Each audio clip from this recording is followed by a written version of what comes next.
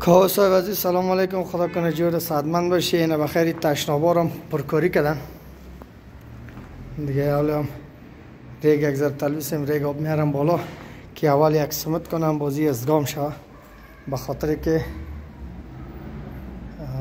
پایین گچ ها را بدن نم داینده کش نکنه دیگه.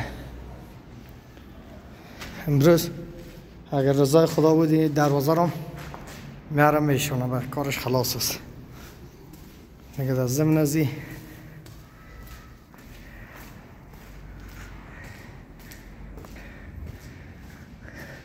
اینی دروازه که دین روز نصب کرده، یعنی بالش شد بخیر شیشه شپردیم دیگه بسته شد مسجد.